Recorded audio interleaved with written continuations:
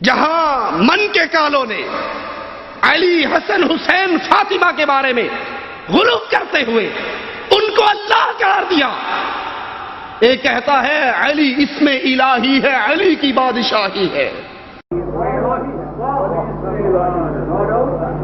علی کی بادشاہی ہے،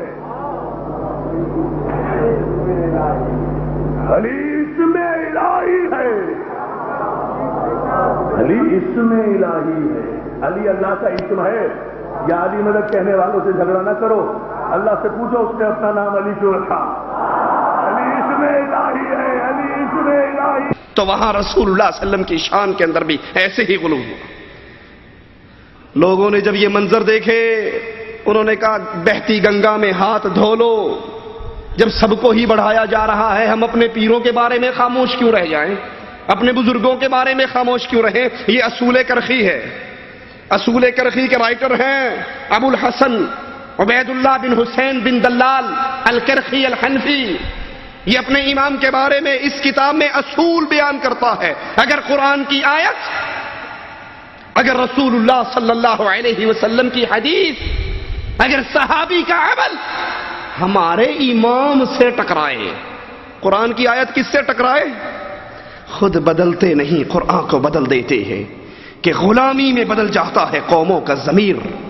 قرآن کی آیت ہونا تو یہ چاہیے تھا کہ اگر امام صاحب کی بات قرآن سے ٹکرا جائے ہم امام صاحب کی بات چھوڑ دیں گے، امام کی بات حدیث سے ٹکرائے ہم امام صاحب کی بات چھوڑ دیں گے، نبی صحابی کے عمل سے ٹکرائے اس کو بھی چھوڑ دیں گے، کیونکہ خود امام نے صحابی کے بارے میں کہا۔ امام اور صحابی میں فرق یہ ہے کہ امام زمین پہ چل رہا ہو، صحابی گھوڑے پہ سوار ہو، صحابی کے گھوڑے کے سم سے جو مٹی کے ذرے اڑتے ہیں اس کے برابر بھی ایک امام نہیں ہو سکتا۔ لیکن یہاں غلو کرتے ہوئے کیا کہا؟ قرآن کی آیت، نبی کی حدیث، صحابی کا فعل اگر ہمارے امام کے قول سے ٹکرائے گا تو ان ساروں کو منسوخ و مردود سمجھیں گے، امام کی بات کو نہیں چھوڑیں گے۔ یہ ہمارے ہاتھ کے اندر سوانح قاسمی ہے جو سیرت ہے شمس الاسلام کی، سیدنا امام الکبیر محمد قاسم نانوتوی شائع کیا ہے اس کو مکتبہ رحمانیہ، اقرا سینٹر، غزنی سٹریٹ، اردو بازار، لاہور نے۔ اس کے سوا 301 پر قاسم نانوتوی صاحب سوا 301 پر اپنا قصہ بیان کرتے ہیں، سنیے اور دیکھیے کہ پھر اس ذریعے سے شرک کس طرح امت کے اندر داخل ہوتا ہے اور کس طرح بربادی ہوتی ہے۔ کہا کہ جب اعلی حضرت امداد اللہ مہاجر مکی صاحب نے کچھ وظائف اور اذکار بتائے کہ یہ ذکر کیا کرو، میں نے کرنے شروع کر دیے، سب نے رپورٹیں دینی۔ ایک دن حاجی صاحب نے مجھے پکڑ لیا کہ تو کچھ نہیں بتاتا، تو کہا میں رونے لگ گیا کہ حضرت میں کیا بتاؤں؟ کہا کچھ تو بتا۔ کہا جہاں تسبیح لے کر بیٹھا ایک مصیبت ہوتی ہے، اس قدر وزن، اس قدر گرانی اور بوجھ پڑتا ہے جیسے 100 من کے پتھر کسی نے رکھ دیے ہو، زبان اور دل سب خاموش ہو جاتے ہیں۔